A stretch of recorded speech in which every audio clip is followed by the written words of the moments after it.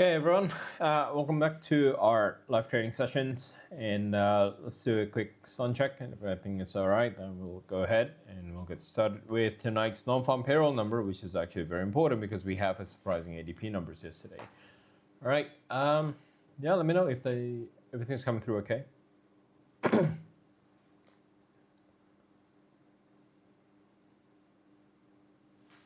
All right, welcome.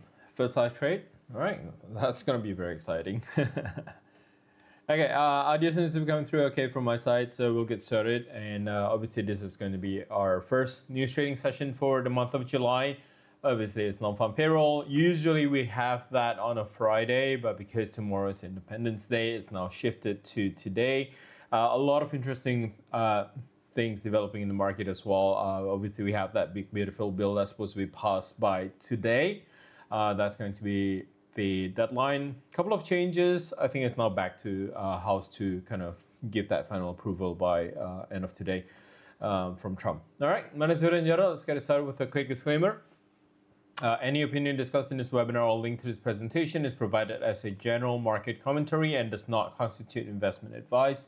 News trading involves risks due to high volatility, and market reaction to news can be swift and unpredictable, which leads to higher trading risks and delays in order execution. So be very attentive when determining the volume of transactions and consider all possible risk factors. Okay, I'm going to show you the bonus code for participants tonight, which you can use. And obviously, if someone is your first time here tonight, welcome. It's going to be a very exciting trading sessions.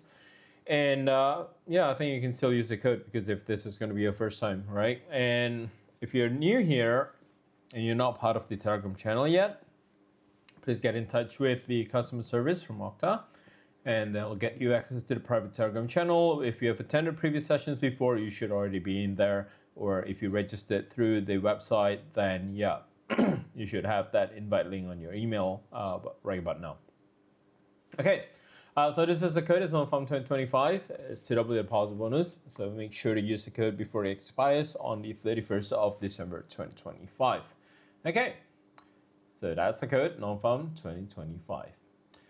All right, just a little bit about myself. My name is Ranjara. I've been a full-time trader with over 20 years of experience, and that's 20 years full-time, 23 years now, officially. I've been a professional trading coach as well as technical analyst for several global brokers out there since 2007. My expertise is in the Ichimoku Kinko Hyo techniques, and we have made several videos about that on the channel. If you're new and you're keen to learn about it, it is a very powerful tool if you get it right. But it might looks very challenging, especially for new traders to kind of try and figure out how to use it. Okay, I've also been invited as a guest speaker at Trading Investing Expo across Australia, investors in Singapore, as well as the APTA and the ATA conferences, which is the Australian Technical Analysts Associations. Okay, I'll go through some theory first, especially if we have someone that's new here. We definitely want to know what we are looking at. There's a couple of theories behind what's really different from the payroll that was released yesterday. If it does cause us a lot of confusion, then yeah, hopefully some of the theories will get through and clear out that confusion. Okay, so let me talk about the Bureau of Labor Statistics first. This is basically the government body that collects all of this data, right? So the Bureau of Labor Statistics, it's basically a federal agency that collects and disseminates various data about the U.S. economy as well as the labor market. And its reports includes the Consumer Price Index, the CPI, as well as the PPI, both of which are considered important measures of inflation. Now, let me pause here a little bit. Earlier this year, when Trump basically went into office, we know that there were actually a lot of cuts in a lot of the federal agencies there. And one of the affected ones is actually the Bureau of Labor Statistics. And we were looking at that earlier this year and say, look, we're probably going to get a number that might not match correctly, or we might actually get a number that's actually kind of manipulated by Trump's government. And I think that's basically what has been happening. And there were actually a lot of cuts in terms of the process of collecting data and stuff like that. I think there was a little bit of a skewed data, a little bit of a skewed information there.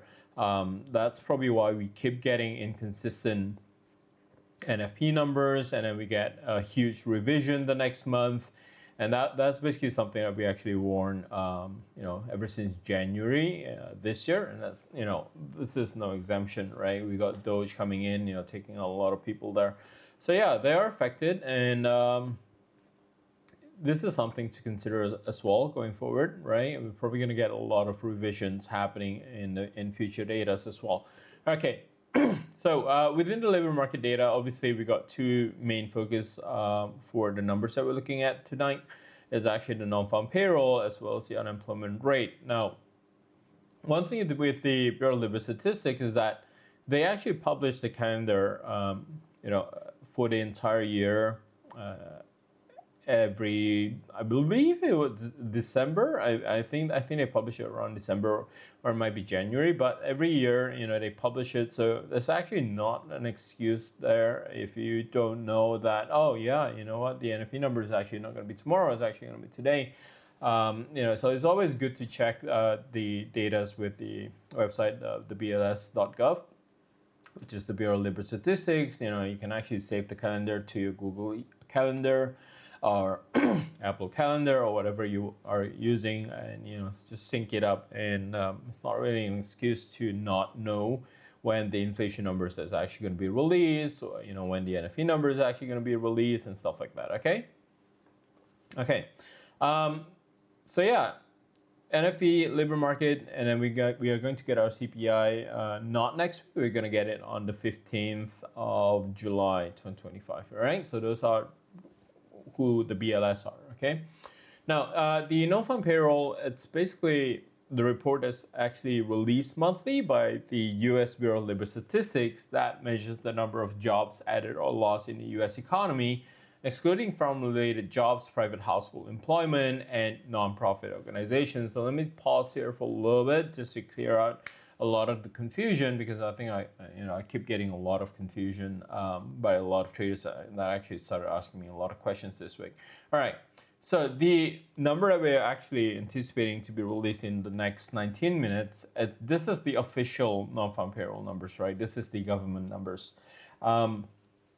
The one that is usually released yesterday on Wednesday, that is the ADP payroll. Now, ADP is actually a private payroll company. So what they're registering is basically a private company's payroll, right? Does that have a 100% correlation with the data tonight? The answer to that is actually no. We do often get the ADP numbers, sometimes leading what the official NFP numbers could be, but it's not a guarantee. And in all honesty, there's actually no patterns behind that. So I got asked this a lot. Can we use the ADP payroll as kind of like a forward guidance into the official NFP numbers? And the answer to that is no. Okay, they're separate. They don't take into account a lot of the stuff with the private payrolls. At the same time, private payrolls are not looking at enough data to say, oh, this is the official number here. Obviously, it's different, right? Because the ADP payroll are not looking into the government jobs and stuff like that. So there might actually be a mismatch. Okay, which one's more important, ADP, NFP, or is it going to be the official NFP by the BLS? Then obviously it's the official NFP by the BLS that's actually more important. Now, we call that the non-farm payroll because it excludes farm-related jobs, and that's why the name is called non-farm payroll. But it also doesn't include private household employment. Now, post-COVID situation, we do have the younger generations now working, and they're not really, they did not really like the old generations who preferred to, okay, I finished my school, whatever, apply for a job, I work in the office. I think a lot of people right now are actually not doing that. So they're actually not part of this payroll. So that's the private household employment that's actually not included in the NFE numbers. So just keep that in mind, okay? Because when a lot of people kind of switch more into private household employment kind of situation where it's more of a gig economy, then yeah, a lot of this are not going to be recorded into the NFP numbers, and as time goes by, how important is the NFP in relation to the GDP? It actually kind of decreases over time in terms of how important it is. So just take a note of that. Okay. Now the number that we're looking at, what we're looking at every month is it is usually 200,000. This is 200,000. That we would say, okay, if the number is above 200,000, then it's actually a positive, healthy job market and the economy is growing. If we get number that's actually lower than 200,000, then we should be concerned that maybe the economy is not growing, maybe it's stagnating, right? Maybe the labor market is actually not doing that well. So yeah, it's not just that 200,000 though. We need to understand the context of the macro economy, and while we're looking at the numbers like that. Okay, so I can give you an example later on when we take a look at the data that we're actually not really looking at the 200,000 numbers, and I'll give you the context of stuff. Okay. All right. So is it crucial? Yeah, it is very crucial. Is it very important? I think it is very important. But as time goes by, as I say, especially with this year, we had the numbers being skewed, and I think if we take a look at our trades this year, I think only the last two months was okay. Before that, it was kind of a little bit choppy, or there's actually not a lot of reaction in the market because of the whole situation with the tariff from Trump that kind of just overshadows the importance of this data. But yeah, this is going to move the market, hopefully, right? Hopefully we do get a market that moves out of the range that we have here. But yeah, will it affect all currencies? It will affect anything that has to do with the US dollar first, and then it will have a secondary impact onto all the currency crosses that doesn't have the US dollar in it. So anything that has the US dollar directly in it, like the Euro USD, dollar yen, sterling USD, dollar Canadian, dollar Swiss, dollar yen, those are going to be affected immediately by this NFP numbers. Okay, so a lot of you guys might be trading gold and oil. Are they going to be affected directly? The answer to that, it's actually no. Okay, there's actually a delayed impact, especially with gold. Okay. Now, coming back to this, and basically according to the BLS, right, why is this NFP number important? Because it kind of accounts for approximately 80% of the US business sectors contributing to its GDP numbers. And again, as I said, as we shift into more of a gig economy where everyone is more on working for themselves, they don't want to be tied down to working in a company. For example, some of you guys might say, I'll quit my job, I'll start trading. Those are going to be private household employment, right? In a context that you're not going to be in the system to be registered as part of the NFP numbers. So as it grows, then yeah, the importance of the NFP numbers going forward, it actually might decreases. So approximately it is currently about 80%, but I would say maybe in the future it'll just be about 70, 65% in terms of how it contributes to the GDP numbers. Okay. All right. The STF data is actually the unemployment rate, and the unemployment rate is calculated in percentage. It is published by the BLS as well at the same time as the NFP number. So tonight we're not looking at the NFP numbers, we're actually looking at the BLS number, the unemployment rate numbers. And the unemployment rate represents the proportion of the labor force that is currently not employed, but they are capable of being employed. Therefore, they need to be in the system to claim that weekly unemployment benefits for them to actually be part of the survey. Now, the survey is actually pretty small, right? For the world's largest economy, and population is actually not very small, but the survey sample, it is only just 60,000 households, very, very small, right? So there are requirements, there are criteria for someone to be part of the unemployment rate.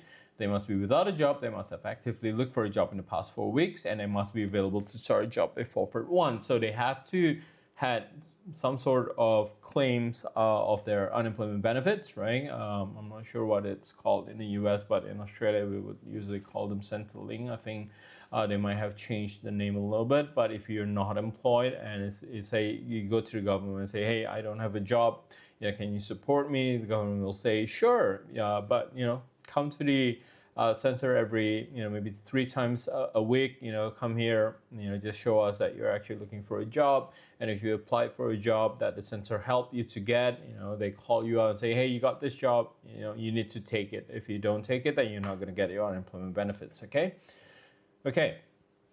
So if a person doesn't meet the criteria, they're not considered unemployed for the purpose of calculating the unemployment rate. So again, there was actually a question a couple of months back asking me if, illegal immigrants are going to be part of the unemployment rate. Obviously, they're not. They're illegal, okay? So they're not going to be in the system, okay? All right. The other thing is the average hourly earnings. I'm actually going to skip this for tonight, but yeah, if you want to come back here, pause the screen for a little bit and read through this. But average hourly earnings is basically how much you're getting paid. The higher it is, obviously a lot of people are getting paid more. The higher the average hourly earnings is, then there's a possibility for a higher inflation numbers going forward in the future, because you're earning more, you're likely going to be spending more. Which is not going to be the case now, because we have the last PCE numbers as a little bit of a guidance into what we're looking at tonight. All right, a couple of strategies. I'll come back to this later on, but you can trade pre-NFP. That means open the position on Monday, close it up by today or right now before the news gets released. Or the one that we actually do is actually going to be the straddle strategy, which is involving placing 2 pending orders, a buy stop and a sell stop, above and below the current market price just before the NFP is actually released. That way you can potentially profit from a strong price movement in either direction. And just keep in mind that once one of the orders has actually triggered, immediately cancel the other order to avoid being exposed to further market fluctuations. If you want to know more about this, there's actually a theory session that's going to be on next Thursday. All right, which is on the 10th of July. If you're new and you're wondering, what are the criteria, how do we look at this straddle strategy and other pending orders, okay? Sometimes we fade the initial move. If we can't get the initial move, then we would prefer to fade the move, right? Let the market do it. Once it kind of cooling off a little bit, we'll trade that cool off period. That is basically fading the initial move, right? So if there's a spike in the market, usually it'll come back to the range again before continuing on in the future. And that's basically fading the initial move. So fading the initial move has to happen maybe 5 minutes after the data is released up to an hour. But that's pretty much it. I think that's kind of a very small time window for you to be in that fade trade, okay? Last thing is obviously post NFP trades, right? Position traders, swing traders. We wait for this, everything to kind of settle down a little bit before we actually start analyzing what's going on in the market. Think of it in a way that, the storm has just passed and, all that noise is over. Everyone has calmed down a little bit. Then we process the data, then we look at it, and then we plan our trades after the NFP numbers, right?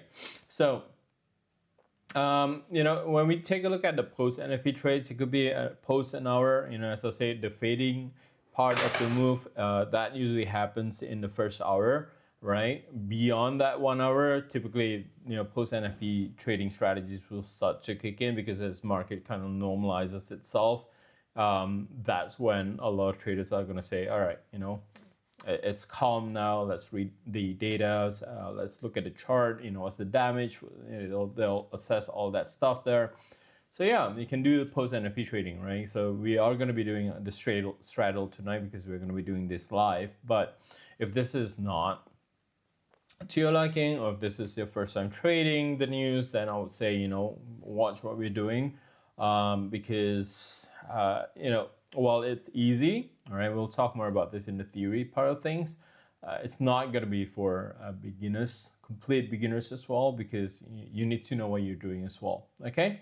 So regardless of the strategy you choose, you have to keep the following tips in mind. You need to manage your risk, always use appropriate stop loss orders, and never risk more than a small percentage of your trading capital on a single trade. This is actually very important, right?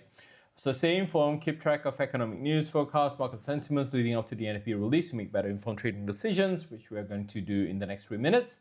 I know we are kind of rushing things a little bit here, but yeah, the last part is always be flexible, right? Be prepared to adapt your strategy based on the actual NFP data and the market reaction to that. So if I get a straddle order is triggered, but it doesn't go as planned, then I need to shut it off and say, look, this is not working. But I have to kind of re-strategize everything and kind of figure out if I'm making the right move, or should I stay, or should I just close the position and stuff like that. Okay. All right, let's take a look at the numbers for tonight. It's actually very low. 139,000, that was actually the previous number. Again, this was revised down. I think we were looking at about 200,000, 175,000. We keep getting downward revision on the previous number, and it was down to 139,000 for last month. Number. The consensus actually ranges pretty far, right? I know some trading calendars out there are saying, you know, there's 90,000, 85,000 surveys done. Basically, we're calling it about 100,000 in terms of the ballpark anticipation for tonight's number. It is at about 100,000. The unemployment rate, we're expecting this to go up, right, from 4.2 to 4.3%. And reason being is the PCE numbers that was actually released last week was actually very interesting. We saw core inflation go up a little bit, but the income for the month of May, this is June's number, by the way, and the PCE that we saw last month, that was for May. In May, income actually decreases and spending decreases as well. As I say, the PCE numbers show things that the unemployment labor data tonight is not going to show you, right? Again, that those private household employments, their income, their spending, it's not going to be part of these numbers because there are criterias, you know, for a person to be part of the NFP numbers or the unemployment rate numbers, right? Those private household income is included in the PCE numbers. And that's the reason why we say, you know, something is actually really wrong here. I think a lot of people might be losing their jobs. The income has dropped significantly for the month of May. And then, you know, their spending has decreased as well. Now we're looking at the June's number. If the PCE in May was bad, and tariff kicking in basically in May would have a much bigger impact in June and the months going forward. So that's basically the same view that the FOMC is having right now. Okay. So let me go quickly onto the chart here, and we only have about 4 minutes here to kind of figure out what we are going to be doing. But I think this is actually good because I think we are in a position to straddle the market here for the euro. So we got a buy limit. The buy limit is actually at 1.1830. I think about 1.1830. I'm pretty content with that. 1.1830. And in terms of the sell stop on the euro, this is the euro USD first. For the euro USD, yeah, about 1.1740.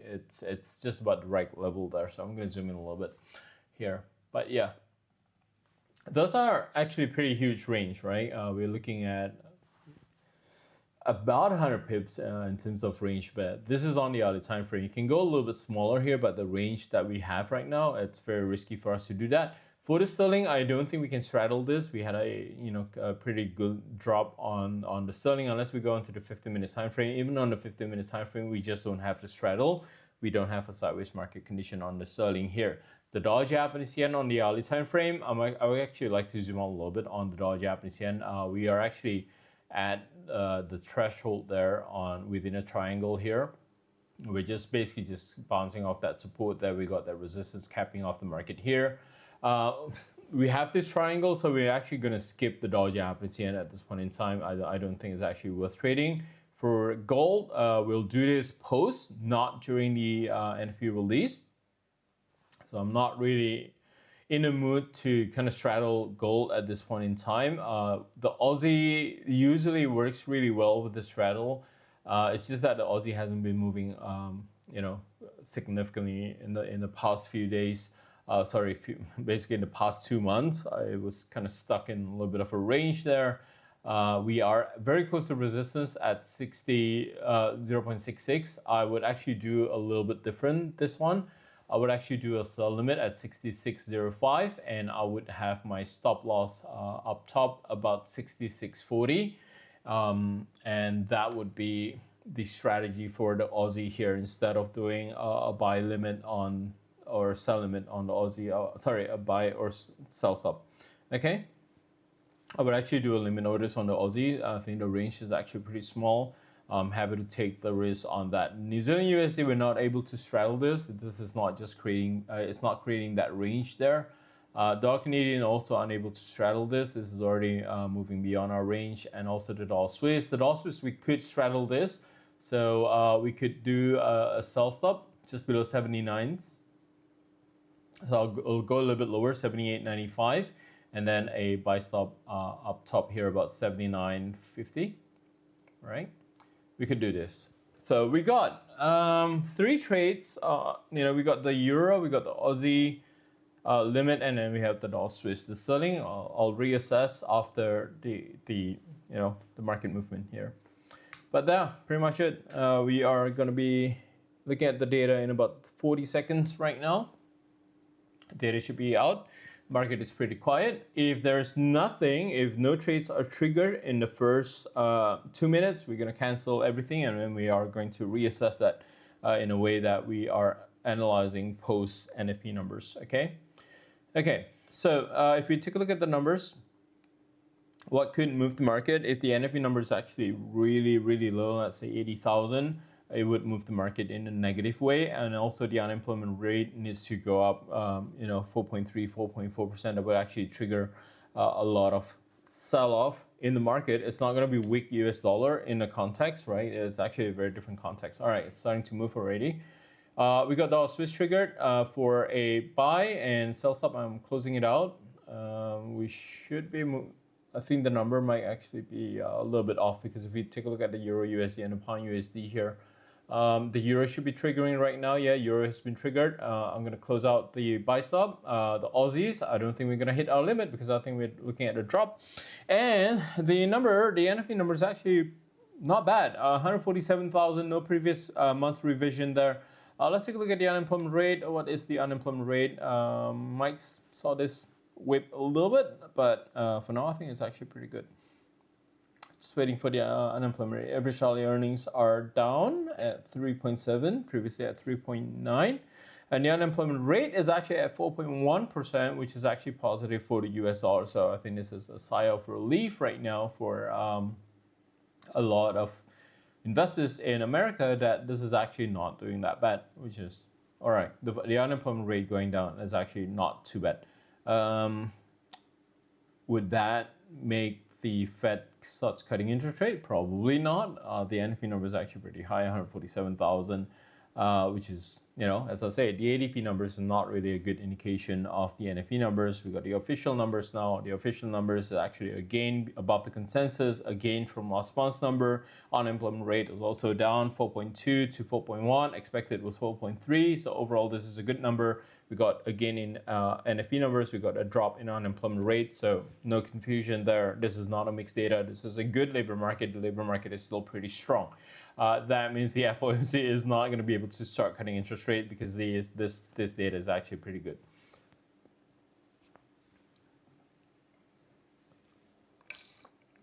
Yeah, we're kind of looking at that number, possibility of that number as well, and it gets the reason why we were concerned, because we were looking at the PCE numbers.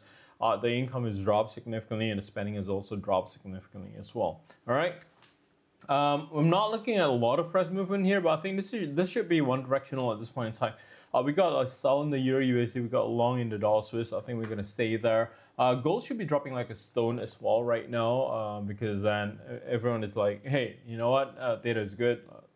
There's no reason for me to start buying gold. So I'm actually gonna skip gold. No point chasing down on gold at this point in time. But yeah, once it breaks a certain level on gold, I think it can actually go down a lot more, and that's about 33.25. If gold breaks that low there, then you might want to consider going short there, if you think there's still room for this to happen as well.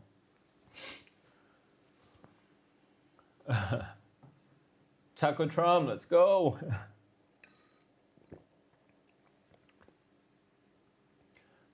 Call me for cut again. No, it's not gonna happen. I don't think there's gonna be a cut. And honestly, I don't think there's actually gonna be a cut. And if you gain gains a lot rather than the ADP. Yeah, the ADP is not a good indication. I know the ADP was a concern yesterday because it was a huge drop, right? I think it was negative 133,000 from consensus. Everyone was expecting 100,000 gain. We got negative 33,000. A little bit outside the expectation. It should be one way right now at this point in time. Yeah, I think it should be one directional. Unless something happened with the big beautiful bill tonight. As I said, you know, there's a lot going on, and I don't know why it feels like I'm so rushed tonight, but you guys are probably waiting for that big beautiful bill to be confirmed. We're just waiting for that Trump tweet tonight. So that actually could move the market a little bit. But initial market reaction that we have here, I think in the first 5 minutes that we have, I think this is actually good. This is holding. I'm not looking at a fade happening here on the euro. But just let me just double check a couple of stuff here. Yeah, I'm definitely not getting that that fade happening. This is just too one-sided at this point in time. I think the drop in the sterling was actually a lot. It was actually much more significant. And if you guys are wondering why was that happening with the sterling there, there was a little bit of a concern with the Chancellor of the Exchequer, right, or the the finance minister, well, she's a woman, but yeah, it's not doing that great. I think politically, I think Keir he's not a great prime minister. I'll be honest with you. I'm pretty disappointed in how he handles Trump, but yeah. So I think it's more of a political issues going on in the UK. So there's a little bit of instability going on. That's why you see a lot more selling happening on the sterling. The drop in sterling is actually a lot more significant at this point in time. If you take a look at that drop on sterling, now, this is about 60 pips, like instant hop down 60 pips, right? The problem is it just doesn't fit into the straddle strategy on this one here. It's not that we can't take the trade. It's just that it doesn't fit into our criteria for a straddle. But yeah, looking at the pressure that we have here on the sterling, this is, there's a lot of room for this one to go down. Okay, might see a little bit of a fade. There's a little bit of resistance going on, building up here, but I'm just not seeing that gain happening. I'm also monitoring on a small time frame. If we take a look at it on a 1 minute time frame, I see a little bit of a bounce happening. Well, you can take a look at that bounce there. It's not actually not going anywhere. If it surpasses our entry point, then we might keep our sell. I don't think I'm going to close my sell on this one here, but I might go long just to hedge it a little bit. If it does, come back up above 1.1750, but it's not gaining. You can see the initial release. We are in about 6 minutes now, and there's not really any strength to fade this at this point in time. If we take a look at price action here, will PMI change the market? At this point in time, manufacturing PMI, the ISM manufacturing PMI coming out later is not going to have an impact onto the market. Sound volume streaming is too low. Is it? Should I move my microphone up a little bit? I don't know. Is this better? Okay, we're seeing a little bit of a resistance. We're looking at a little bit of a, people getting out from the positions. We might consider that as well. If you haven't got out yet, I think you should consider that. I see a little bit of a fade happening unless you plan to kind of hold this over the weekend, which is not really a good idea because tomorrow it's the 4th of July. So yeah, this one is trying to push back up a little bit. I think sterling at the same thing. We're looking at the same thing as well. This is probably going to push back up a little bit, but I'll let you know when that happens. When there's a fade happening here, but I'm just not looking at that fade going on here. Dollar yen, I'm not touching dollar yen for one good reason. Again, this massive triangle is still there, and a lot of back and forth in terms of who's stronger, the dollar or the Japanese yen. It's not going to go anywhere because if something goes on with the US, then the Japanese yen is going to take over as a safe haven. But if the Japanese yen is not stable, and they're not really in a good place, right? Politically, they're not stable. Japan is actually not politically stable at this point in time. So I would just stay clear of the dollar Japanese yen unless the daily kind of break out of this triangle very soon. It has to happen in the next week or two. Okay. Aussie flat. I'm gonna cancel my sell limit on the Aussie. I don't think it's actually gonna go up there. Do you expect this release will ease the bearish pressure on the dollar index? I would assume so because this is actually a pretty strong labor market, and I think everyone's going to be looking at this and say, look, the FOMC is not going to be cutting interest rate as aggressively as everyone thinks, or as Taco suggested it. Powell Powell just gave testimony this week, last week. Sorry, is it this week or last week? That was last week. He's not going to change it, right? Over the weekend, yesterday we had the ECB forum. He's saying the same thing. We can't cut interest rates. It's not going to be as easy as whoever says it to just cut and cut. BBB is Big Beautiful Bill. Especially tonight, it has to be passed on tonight. So that's the reason. I think that's the risk in terms of carrying trades over. But yeah, let me switch back onto the dollar index again. Protect your position. Just now it was profitable. It might swing back up a little bit. I'm not getting a signal to kind of fade it, but if I do get that signal, I'll let you know straight away. I'm monitoring from that monitor here. But yeah, let's take a look at the dollar index here. Is this gonna create a little bit of a recovery? I think it would. We just bounced off the S1 weekly. That was on Monday, and I think this is once the CAC and the RSI move back up a little bit. RSI needs to go above 40. Stochastics needs to move above 20. It might recover a little bit, but we're not talking like, oh, dollar super strong, this is gonna go to 105. No, it's not gonna go that far. We're probably gonna trace back to about 99. Probably not even 100 on the dollar index, maybe in the next week or so. Okay. All right. Yeah, I think this is pulling back a little bit, but the range and the number doesn't allow me to fade it at this point in time. I'm just not looking at that price action happening on the euro as well as the sterling here. We can go into a small time frame here. All right, this is the euro. It's on the time frame. Here's your 50-minute time frame. We just collapsed down a little bit. Very strong move down. So the moving average is actually going to cross over. I think we might get a confirmation in about 5 minutes time if it closes like this. Price is already spiking and breaking below that order block. It's just that it hasn't closed below that order block. This is probably why you're looking at that order block shifting around here. But once that 50 minutes closes below this order block, we'll actually clear that order block just like that. It's gone, right? So we're looking at a lot of selling pressure happening right now. And this is the reason why we don't want to fade it, because the news doesn't make sense for us to fade the euro or the sterling. Remember that the NFP numbers was way above the consensus, and I think that's a sigh of relief. The best news tonight was actually the unemployment rate. Instead of going up to 4.3%, it actually goes down to 4.1%. Now, obviously, this is good for the US economy, but the market reaction right now is that, hey, why is the dollar strong, right? It's not in that context. The context of all this is that risk assets are going to be looking at getting a negative sentiment on the back of these numbers, right? And remember that risk assets like equities, investments, and stuff like that, they want the FOMC to cut interest rates, okay? By cutting interest rates down, that would actually say, okay, it's cheaper for me to borrow money.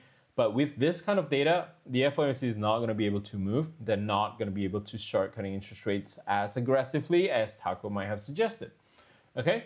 So this is the euro. We broke down the order block that you just saw. It just disappeared. We cleared that off in about 2.5 minutes. We are likely going to clear off that order block anyway. The next available order block is actually pretty, it's way down there, about 1.17. So this could actually be a good target level. All right, if you want to get out, maybe you want to get out at 1.1720, 1.1725, or maybe round it down to about 1.17 on the euro. But right now your stop loss should be at break even on the euro if you're trading the euro. Dollar Swiss, also very similar situation. We clear off a lot of the order block, and then we're now approaching 2 order blocks here that we need to clear off. That's about 79.80 all the way up to 79.90. It's actually pretty squished, right, on a 50-minute time frame. On the other time frame, it should just be 1 order block there, right, between 79.80, 79.90. Approaching that level, 3 is also at that level, in the middle of that range there. So I'll say for the Dollar Swiss, you want to target 79.80. I think you should be happy to just get out from that, which is only about 8 pips away. So if you are in that position, right now, I know this one here got filled a little bit lower, but if you got in at a much better position, and you want to get out for today, we can close the trades here, be done with it, because within range of about 5 to 8 pips, I think this is okay, right? But yeah, I mean, if you want to go with the projections in terms of the target and stuff and whatnot, I think you can go for 1.17, and once the 50 minutes is over, I'm actually going to go a little bit higher here, about 1.1708, because I'm looking at that cluster here. In about 1 minute's time, I'm actually going to start adjusting my stop loss here. Right, for now you can have your stop loss a little bit here like that. That's actually going to give you a good risk reward ratio on the Euro USD, and the second one is the dollar Swiss. Right, dollar Swiss we're going to be targeting 79.90, about that level there. Right, just about there, and we're going to start protecting our positions here. I think that's about right for our stop loss. You can have it a little bit lower, but within 20 seconds you should move it to break even, and then we can look at push rates, whatever. But yeah, we'll do that in about 15 seconds here.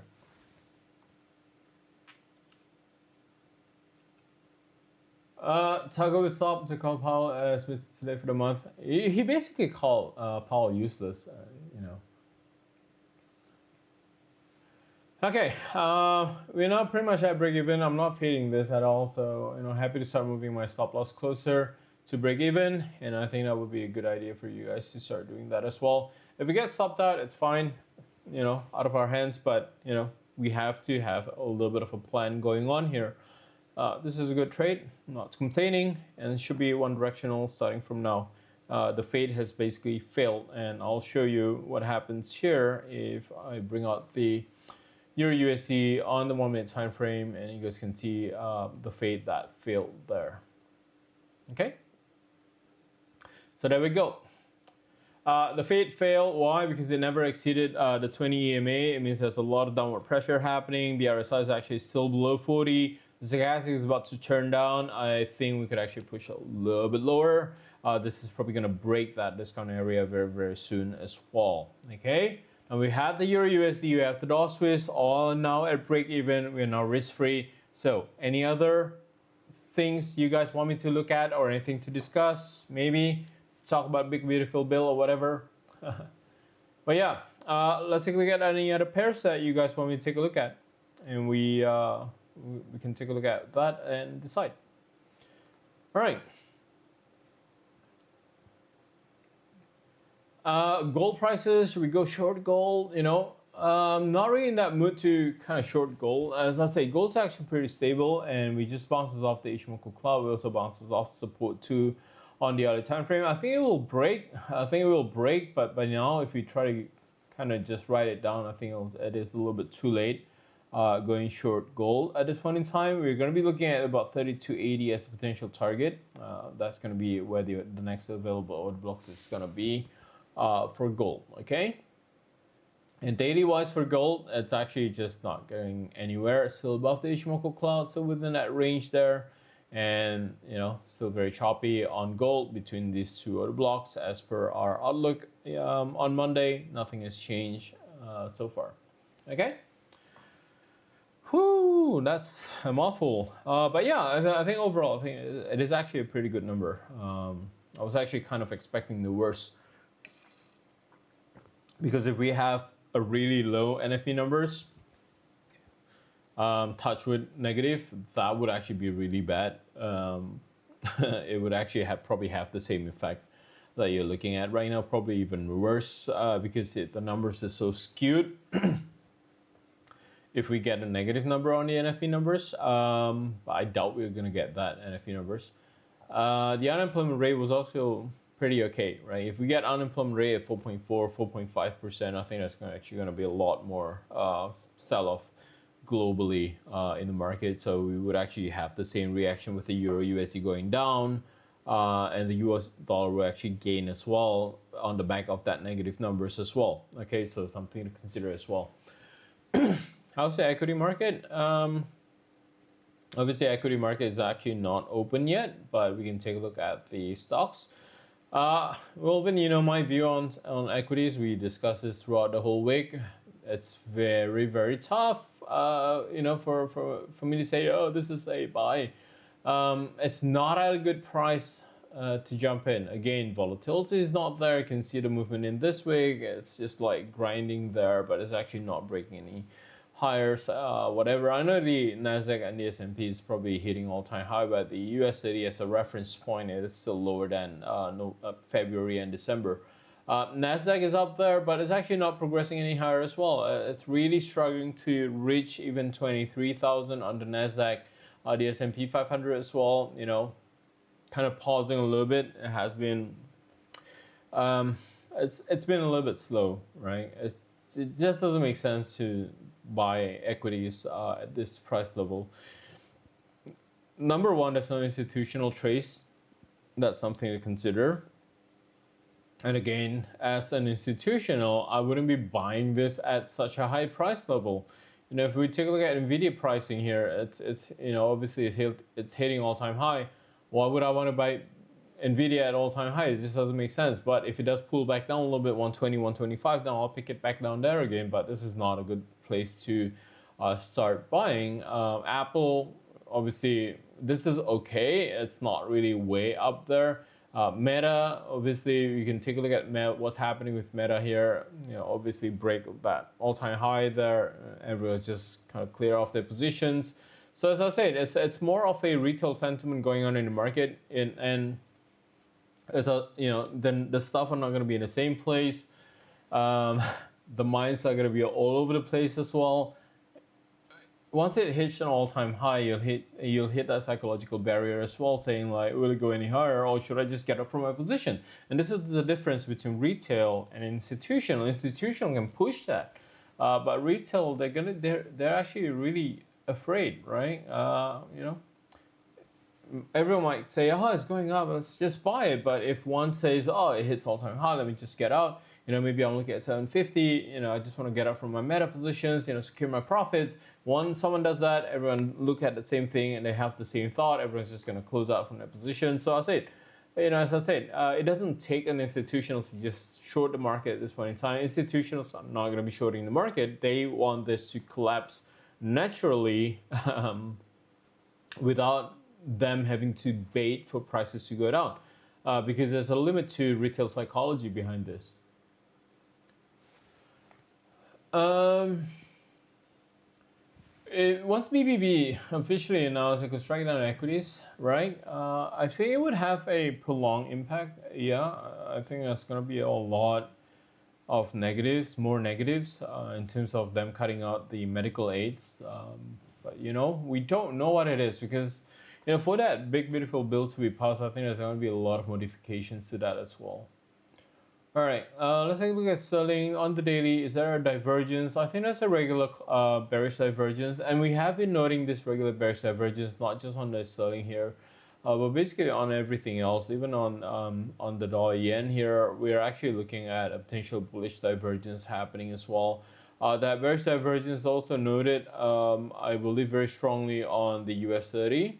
Right, so the Dow Jones Industrial Average is actually exhibiting that until, you know, lately, where it kind of punches higher. But if you take a look at the movement here, then yeah, it might be actually be due for a bearish divergence. Nasdaq also possibly indicating the same thing, but we don't have confirmation because there's a little bit of noise developing on this too.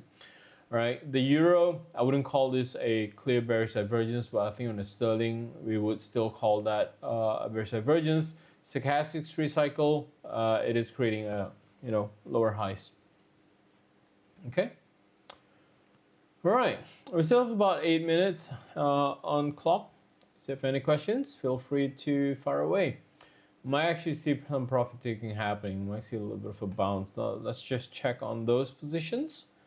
Yeah, are we happy with that? I think we should be very happy with that. If you want to just let it run, feel free. I mean, this is a risk-free trade happening on the Euro USD right now and the dollar Swiss. So, you know, I'm not really too concerned. If you want to get out with whatever is in front of you, get out. Otherwise, you know, if the market whips back, you'll get out at zero. But, you know, I don't. It's risk-free. Take it or leave it. You know, it doesn't matter. You're not going to be losing anything. because we already moved our stop to break even on these two trades. So yeah. All right, cool. Okay then, so let's continue with the slides again. If you have any questions, feel free to ask, but I think we're pretty clear in terms of how the market moves tonight. Again, so there are three main strategies to trade the news here. Obviously, we can do a strategy based on the two pending order settings, like the one we just did that triggered the Euro USD and dollar Swiss. You can also trade before the data is actually released. I don't like that. I prefer trading after the data is released. You know, it gives me a little bit more of a much cleaner picture into where the market is actually going to go. Okay, so less risky, I would say, less guessing as well, because we have the news. You know, we can create a lot of scenarios. So yeah, you have these options. You can trade your news releases before or after. So yeah, you can do all three if you want to. Right, theory session is going to be on the 10th. If you're new, I think you should join the theory sessions. Otherwise, you're going to be very confused. Why I would say, you know, within 2 minutes, I'll say, yeah, I can't do a straddle here, I can do a straddle there, and stuff like that. You want to know more? Come on to the Thursday session, which is going to be on the 10th of July. All right, so this is the code again. It's Nonfarm 2025. Feel free to use the code. It's valid until the 31st of December 2025. But yeah. You know, those are the code. All right, we got about 5 minutes, and we'll take a look at oil. How about oil? I think my view on oil is that there's nothing much to do about oil. I think I posted out on the space on the application. I think that should be posted out. My view on oil is actually pretty stable, and you know, for you guys, Indonesian viewers, you had my update today in the Telegram channel. I don't think it's actually going to go anywhere. I think it is actually pretty stable as it is. All right, this is the code. It's Nonfarm 2025. Any questions here? You know, I'm gonna take a look at the questions here, but you know, I'll just put this up there. What about oil? So let's take a look at oil very quickly. So oil, you're trading XCI. This one here might have bounced off a little bit. I think it could actually go a little bit higher. Stochastics does indicate it should push higher. The RSI is not, and this is the reason why I say I'm a little bit neutral on oil. The RSI is actually pretty flat, about 50 here, and stochastics going up, you know, recovering a little bit, price going up a little bit. The RSI is actually ticking down. So this one here is actually going to be stuck a little bit. I don't think there's actually a lot of demand. So a couple of things to talk about oil. The supply is actually really high. The escalation between Iran and Israel is not happening. Strait of Hormuz is not closed. There's actually no real concern whatsoever. And since we are at equilibrium in terms of pricing at around $65 per barrel, I think this is stable. I have no real concern about any movement on oil if there's no geopolitical tension developing here. Supply for oil as it is still pretty high, especially for U.S. oil. We just had that number yesterday as well, so U.S. oil reserve is actually pretty high. Not a real concern here that I should be buying oil at this point in time. Also, not really a rush for me to start selling oil. I don't have a reason to sell oil. In fact, I have more reason to buy oil because it only take one weekend for anyone stupid enough to restart Israel and Iran. Maybe Trump does something else as well. We don't know. Will Taco make another comment? Of course he's gonna make another comment. Probably he's gonna lay low a little bit because he's focusing on his big beautiful bill and thinking about how to deport Elon Musk out of America at this point in time. But yeah, next week he's gonna start attacking Powell, or he'll wait until the 15th before he start attacking Powell. He's got too much on his plate right now. Trade deal expiring on the 8th. You guys read the news on the Vietnamese deal? That was a dumb deal. I seriously don't even know what they're thinking about. Trump is getting 0% tariff on Vietnam. Vietnam is getting charged 20% tariff for any exports to the US. 40% if there's any transshipping from China. That's just plain bad deal.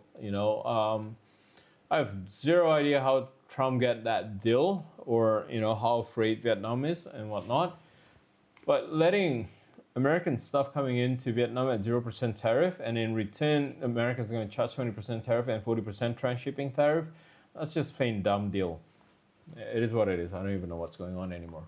All right, that's pretty much it. That's the time that we have for tonight, July 10th, right? News trading theory and practice. We'll take a look at advantages and disadvantages of niche trading, most profitable niche for trading, niche trading and price action as well. We'll also learn about how to use the buy stop and sell stop strategy properly, when to use the buy limit and sell limit strategy as well. Okay, that's all going to be on Thursday, 10th of July 2025. That's going to be next week. So about same time, same place here next week. And yeah, that's pretty much it. Let's take a look at our positions here. As I say, you want to get out, get out. You want to stay, stay. We got 0. You know, I'm just going to leave this here, not really concerned. But yeah, good luck with your trades. Just keep in mind tomorrow, the 4th of July, might see a lot less volatility happening in the market as well. Also summer holidays in the US as well. All right, good luck with your trades, guys, and I'll see you next week. Bye.